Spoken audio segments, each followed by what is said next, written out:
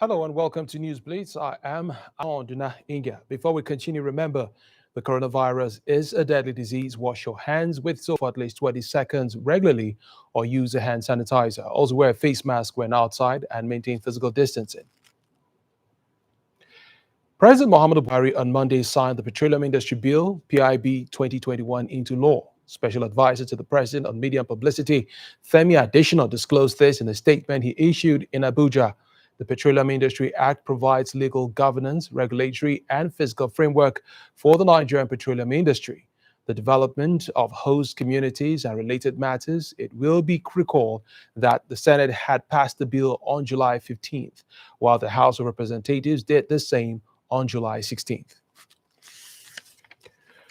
Meanwhile, suspected armed bandits have abducted many students and teachers in Zamfara State. The latest incident happened on Sunday at the state's College of Agriculture in Bakura local government area of the state. The college registrar Aliu Bakura confirmed the incident to newsmen on Monday morning. He said 4 persons, including a police officer and 3 gatemen, were killed in the attack. He added that the attackers invaded the school premises with sophisticated weapons and abducted 15 students. A teacher and his wife, the state's police public relations officer Mohammed Shehu, has confirmed the incident. In the meantime, former Vice President Atiku Abubakar has condemned the recent attack in Plateau State and killings in other parts of the country. He asked Nigerians to offer moral and logistic support for security operatives to face the battle and register victory. While calling on the government to scale up security, the former Nigerian leader also commiserated with families of deceased, regretting that the victims met their untimely deaths in a gruesome manner. He prayed that the Almighty God would heal Nigeria and accept all the souls that had been lost to those acts of killings. In the same vein, the Nigerian Governors Forum has condemned the killing of 23 travelers around Gadabiu in Jos North local government area of Plateau State. This is contained in a press statement titled Nigeria Governors Forum condemns the horrible and senseless killings in Jos, signed by the head media and public affairs of the forum, Abdurak Bello Bakindo, in Abuja. The forum called on the country's security organizations to do all it could to fish out all those involved and bring them forward to face the full wrath of the law, to serve as a deterrent to those who are contemplating similar action. It noted that no human life deserves to be wasted on any ground, either on religious or ethnicity. It appealed to all aggrieved ethnic nationalities and the militia to stop needless killings. The Borno State Governor, Babagana Umar Zulum, has said the surrender of Boko Haram fighters had put the state in what he called 2 extremely difficult situations. The governor spoke in Bama and Goza, where he also addressed military officers and community leaders. He said the situation required diverse stakeholders, including representatives of attacked communities, to work together and review the merits and demerits of the surrender to enable them agree on a framework for a permanent solution. The governor said accepting Boko Haram has the risk of seriously offending the feelings of victims with the potential of generating civil rebellion. He noted that there is also the risk that if Boko Haram fighters willing to surrender are rejected, they could join the Islamic State in West Africa province to swell the ranks of fighters in the bush and path of peace becomes narrowed. And 2 more security stories now. The new Assistant Inspector General of Police, AIG of Police in charge of Zone 17, Enel Okon, has promised the people of Ondo and Ekiti states that the police will improve its strategy to reduce crime and sustain the existing peace in the 2 states. Okon, who officially resumed as the 3rd AIG of the zone in Akure, Ondo State capital on Monday, said he is ready to work with all stakeholders to ensure security of lives and property. Gentlemen, I am just saying to anyone to police in Zone 17. A lot have been done by the top secrets of this zone. My aim is just to come and add value. It's just value addition. They may not be ready to say illegal immigration. Also, I am very much abreast with the fact that this is the area that community policing is working and working well. And for the policemen, I have policies zero tolerance for laziness and, of course, corruption.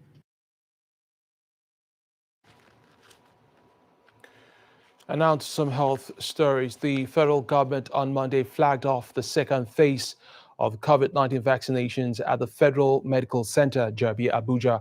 Nigeria's fight to contain the third wave of the coronavirus pandemic got a boost recently with the federal government's receipt of over 4 million doses of Moderna vaccine. In addition to this, the country also took delivery of 177,600 Johnson & Johnson vaccines.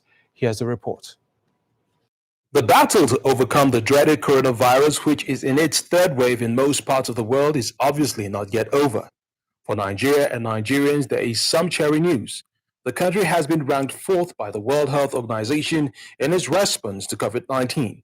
But it's not over yet. We would like to call on everyone aged 18 years and above that is yet to take the COVID-19 vaccine to come out and get vaccinated. I'd like to acknowledge all the healthcare workers across our country that have been working so hard in this response and will continue working hard, and ask Nigerians please to keep supporting them. NAFDAC staff have been working around the clock since Wednesday so that today will happen. But it's not just that. Any vaccine that comes to Nigeria, we have to test it. Stakeholders are commending the efforts of the National Steering Committee on COVID-19 led by the Secretary to the Government of the Federation, Boss Mustafa. Next couple of weeks, we'll be expecting up to 3.9 million additional doses of the AstraZeneca vaccine to complement what we already have. These vaccines are safe and they have been tried and tested. We have not lost anybody to it in Nigeria. There are people who have had small complaints, but none of them have been fatal. We'll continue to monitor with concern the increasing trend of COVID-19 cases in several countries, with special focus on those with high incidence rate. We continue to urge Nigerians that COVID-19 is nowhere gone. It's still very, very much around with us.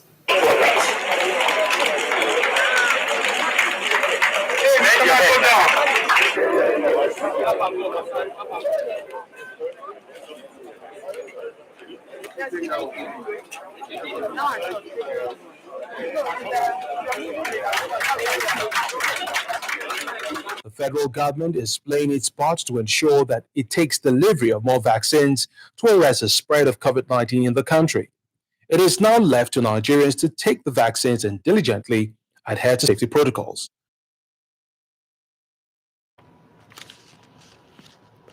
In the meantime, the Nigeria Center for Disease Control (NCDC) said 541 tested positive for coronavirus disease. In an update on its Facebook page Sunday night, the Nigeria Disease Center for Disease Control said the new cases, which are slightly lower than the 665 reported a day earlier, raised the total infections in the country to 182,503. The active COVID-19 cases in the country have also exceeded 13,000 amidst the rising cases of cholera outbreak across 22 states and the Federal Capital Territory, FCT. The country has so far recorded a total of 2,219 deaths from the pandemic since the first fatality from the disease was recorded in March 2020. You're listening to the news you're watching Newsblitz, reaching you live from Abuja. We'll be back with more reports after this break.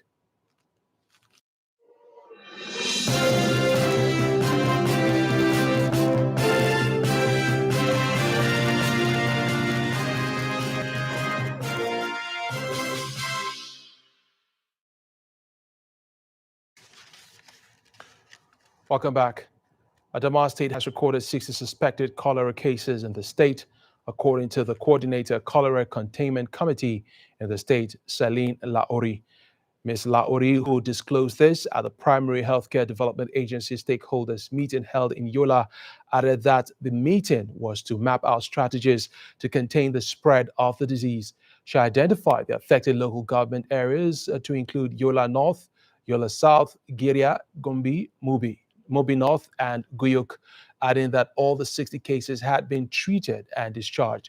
She said that 3 cholera treatment centers had been set up in Yola, Gombe, and Guyuk, while the agency was intensifying efforts to contain the spread of the killer disease. Moving on now, Governor of Abia State, Okezie Ikpeazu, believes that Nigeria will be a better country if it harnesses and takes full advantage of her strong points. The governor was live on Abuja Silverbirds Network program, The Nigerian Governors, live on Monday. He stressed that the solution to Nigeria's high unemployment levels was to de-emphasize white-collar jobs and put youths to work to grow small and medium enterprises. Here's the report. Nigeria is a country that is most often referred to as a nation blessed with both human and natural resources. With a population estimated at over 200 million people and over 300 ethnic groups, some people believe this is a recipe for prosperity. Governor Okezie Ikpeazu says if government must benefit from its huge population, it must be deliberate about manufacturing, creativity, and adding value to its natural resources. Our country is fragile economically because we've not been able to leverage our strong points. No country develops by abandoning her strong points. What are our strong points? Our people, our diversity, and our population. This, because 200 million people is a huge market. That's what you can get in 5, 6, 7, 8 African countries put together. So why can't we just patronize what we produce? I got so angry in 2015 when I realized how much we were spending on rice. To many, it may seem like there's no solution to the frequently farmers-headers clashes, but Governor Ikpeazu has operated a model in Abia State which has reduced clashes between the two groups to the barest minimum. Local government level, I set up header conflict resolution committees. Okay. And then at the state, I set up another similar committee headed by the CP. And so, if anything happens and there's an altercation at the local government level, the header farmer conflict committee has the local government chairman, the Hausa community man, the Natiana, the custom or the DSS or the DPO, all of them together. You sit down and look at what happened. Oh, my crops has been damaged by some cows. Okay. And then they bring the report and I authenticate the report and I pay money. While several national issues have consistently filled public domain, Governor Okezie Ikpeazu was also brutally frank about issues in the national space. You can watch the second half of that program or the interview on the program Nigeria Governors Live later this evening at 6:30 on DSTV channel 252 and GoTV channel 96 and also on Star Times. And moving on now, President of the Senate, Ahmed Lawan, says the National Assembly will provide the legal framework to ensure local engineers are engaged by public and private sector to advance the country's infrastructural development. He gave the assurances in Abuja at the opening of an assembly of engineers. This gathering of engineers all agree that entrenching professionalism for national development remains key to the nation's growth. But there are impediments to this that are being gradually addressed. For instance, Executive Order 5 signed by President Muhammadu Buhari in 2018 to guarantee local participation of professionals in the country. President Buhari, in pursuant to the authority vested in him by the Constitution, signed the order making it mandatory for all ministries, departments, and agencies of government to engage indigenous professionals in the planning, design, and execution of national security projects, not maximize in-country capacity in all contracts and transactions with science, engineering, and technology components. By this act, the President has certainly confirmed that Nigerian professionals are not bereft of the skills, expertise, and competence to perform like their foreign counterparts. But to add to this, experts believe the professionals themselves must be patriotic. Governor David Umahi of Ebonyi State says it is odd that the cost of executing projects in Nigeria is usually higher than any other country in the world. I can make people angry, but the truth remains that the cost of project in Nigeria is the highest all over the world. Why should it be? Why should we be? And this is the real reason why projects are being valued. I did something when I came on board. When I was deputy governor, I could sit there and I saw commissioners reviewing projects for more than even 50% of cost without recourse to the sitting governor. So I had to enact a law that any project signed cannot be reviewed by an inch without the consent of the sitting governor. The National Assembly is giving assurances that it will ensure that there is legal backing to ensure that Nigerian engineers are given due recognition in their industry. The Bureau for Public Procurement is headed by engineers. They are there to ensure that Nigeria get the real value for money. So the cost of project, if it is high, our engineers are to be blamed. I therefore challenge this August Assembly to come up with ways or means of ensuring that we reduce the cost of project in Nigeria. At the end of the day, all at this gathering agree that there must be a deliberate effort to advance the frontiers of engineering and entrench professionalism to ensure sustainable national development. You're still watching Newsblitz. We're back with the news on the foreign scene in a bit. Stay with us.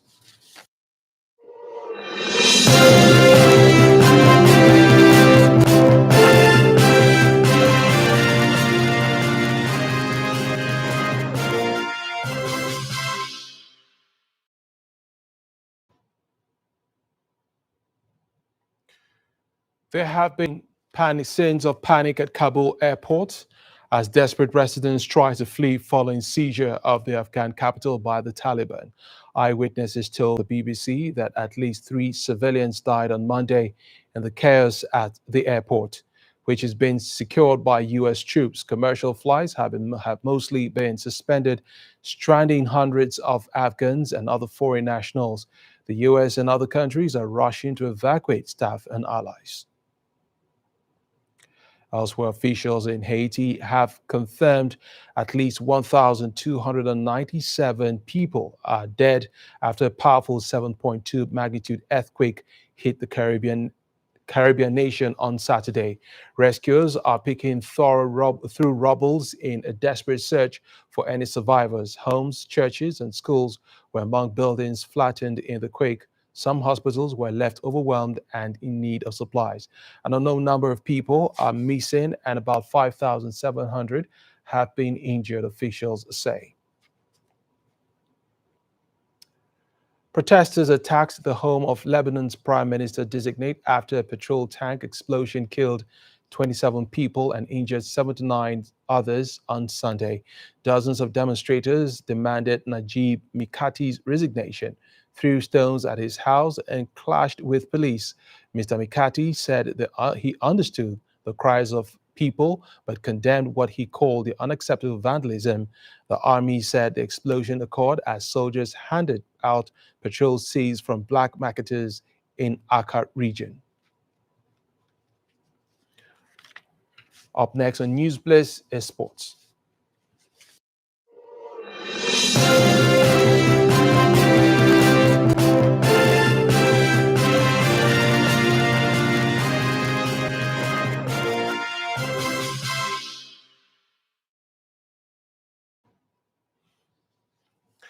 And now in sports, Watford winger Emmanuel Dennis has been named in the Premier League Team of the Week. The Nigerian international enjoyed a perfect debut for the Hornets, scoring and grabbing an assist in a 3-2 win against Aston Villa at the Vicarage Road on Saturday. The 23-year-old linked up with the London club from Belgian Pro League champions Club Brugge this summer.